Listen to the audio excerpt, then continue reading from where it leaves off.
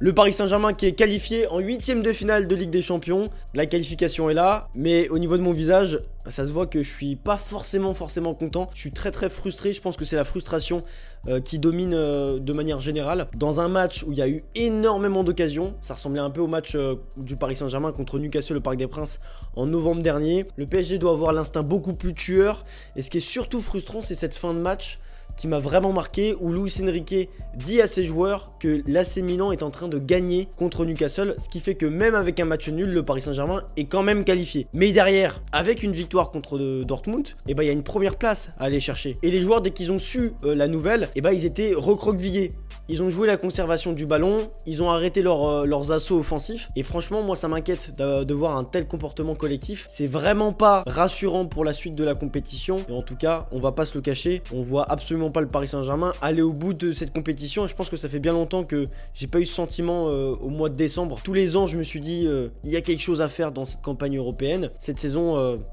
Je pense que c'est bien la première fois que je me dis que c'est déjà mort et qu'on sortira en 8e de finale parce qu'on va encore se choper un gros à ce stade là et que en terminant premier, on aurait pu au moins compenser et se mettre dans les meilleures conditions, ce qu'on n'a pas fait. Le comportement d'Mbappé de continuer à attaquer pour aller chercher la première place, et franchement ça c'est louable et je suis content qu'il ait eu ce comportement en tant que leader. Et en parlant de leader, parlons de Warren Zaïre-Emery qui a tout simplement été à la hauteur du haut niveau, d'un match de haut niveau, d'un match de Ligue des Champions, un jeune de 17 ans qui porte à lui tout seul son milieu de terrain, surtout en seconde période, et qui marque le premier but parisien. Là où vraiment j'ai vraiment eu le seum, c'est ce but refusé de Kylian Mbappé. Même quand il célébrait le but, moi je me suis dit on peut célébrer ou... Enfin je me suis dit je vais pas célébrer parce que l'histoire de la VAR on la connaît, pour quelques millimètres on se voit refuser ce but. Mais par contre quand t'as 15-20 occasions comme ça et que tu mets pas de but, franchement tu dois être beaucoup plus tueur devant le but. C'est un vrai problème.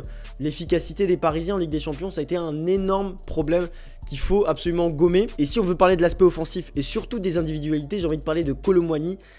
Je sais plus quoi dire sur ce joueur et je pense que je vais me calmer directement parce que j'ai été vraiment virulent devant mon écran, devant la prestation de ce joueur. J'en attendais pas plus, on va dire. Je suis pas vraiment étonné de sa performance, mais en tout cas dans les contrôles, dans la conduite de balle, dans ses passes, je vois pas un joueur de haut niveau. Je vois pas un joueur qui est capable de jouer au Paris Saint-Germain. Je vois pas un joueur titulaire dans une grosse équipe européenne. En bref, c'est un joueur en sortie de banc qui a marqué des buts à chaque fois qu'il rentrait en jeu, mais absolument pas en tant que titulaire. Évidemment, il y a eu l'absence de Dembélé et de Gonzalo Ramos, donc ça a favorisé sa titularisation. Grosse satisfaction de Barcola. Globalement, son match a été vraiment correct, sauf sur sa frappe à la fin du match où il aurait dû la mettre, il aurait dû faire ce petit contrôle pour mieux s'orienter. Et puis par exemple, cette énorme occasion de Kylian Mbappé en première période où il aurait pu marquer le premier but de cette partie. Au final, je pense que j'ai vu sur Twitter certaines personnes qui disaient il aurait dû frapper plus fort. Déjà, il est sur son pied faible et il est en pleine course. En pleine course, en plus, tu t'appelles Kylian Mbappé. Donc c'était assez compliqué de mettre un ballon en force. Je pense qu'il a fait tout ce qu'il fallait faire. C'est plus un exploit de Souleux qu'un raté de Kylian Mbappé. Ils ont été vraiment miraculés les Allemands sur cette action-là. J'ai vu aussi un très bon Hakimi qui a pris des initiatives et qui pourtant était un peu muet offensivement parce que peut-être que Dembélé n'était pas présent ce soir.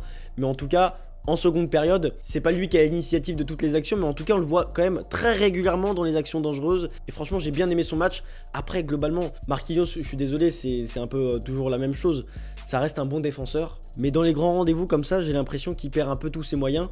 Et il y a eu notamment, je crois, une action où il avait perdu le ballon. Et Donnarumma, il subit une frappe, il rejette le ballon sur Adeyemi qui loupe complètement sa frappe, qui va au-dessus des cages. Et je pense que si Adeyemi la met, on pourra relever une nouvelle fois la panique de Marquinhos dans sa surface de réparation. Voilà, globalement, je trouve que c'est un bon match du PSG parce qu'ils ont su se créer des occasions, ils ont dominé leur adversaire, techniquement, un peu sur tous les aspects du jeu, ça on va pas se mentir. Mais quand on arrive dans ce match en se disant qu'il faut absolument gagner parce que le PSG a son destin entre ses mains et qu'il ne faut pas compter sur le résultat de l'autre match, je suis désolé, si on a fait tout le contraire. Parce que déjà on n'a pas été efficace devant le but, et en plus de ça, ce comportement, je reviens dessus parce que vraiment ça m'énerve, qu'on se dise qu'on va jouer la montre, qu'on va conserver le ballon, on est content de la deuxième place. On doit être content de la deuxième place.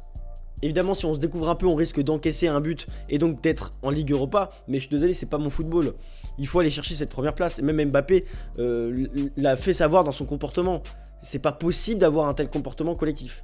Franchement, moi, j'ai pas compris. C'était hyper frustrant. Et pour moi, c'était la gagne ou rien. Donc, même s'il y a qualification derrière, le PSG est deuxième. Et derrière, ils vont affronter un gros en huitième. Et je suis absolument pas confiant.